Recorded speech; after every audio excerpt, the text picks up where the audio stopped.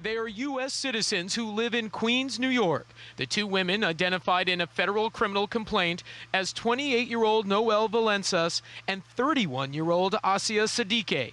Authorities say they are homegrown would-be terrorists planning to detonate a bomb in the United States.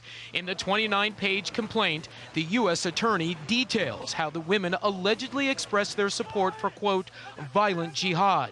Prosecutors say the women researched and acquired materials needed to make various types of bombs, including fertilizer, a pressure cooker device, and multiple propane tanks, which authorities say Siddiqui kept in her apartment building. My client will enter a plea of not guilty even when there's an indictment, and she and I will address everything in the courtroom where it belongs.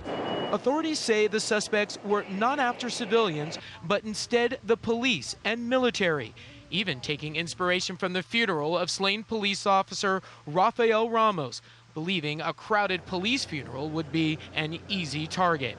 They say Velentzas considered Osama bin Laden her mentor and praised the 9/11 attacks on the World Trade Center, and she was obsessed with pressure cookers since the Boston Marathon attack, according to an undercover officer.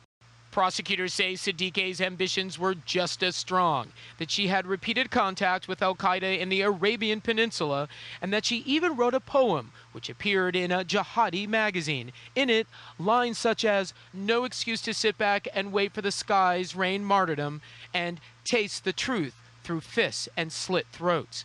The pair had been on the radar of investigators since at least May 2013, and according to a law enforcement official close to the case, the women came to the attention of investigators through another terrorism investigation.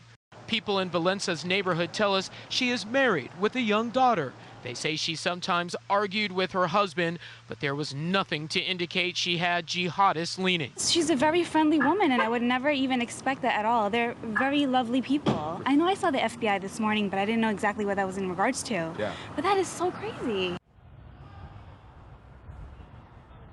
At one point, Noelle Velentzas, between 2008 and 2009, was homeless. This, according to an local Islamic transitional center for women. They released a statement from the Islamic Circle of North America saying Noelle Velentzas was a homeless woman who sought shelter and who sought refuge in our shelter. During this time, she successfully completed studies to become a home health care provider. The next court appearance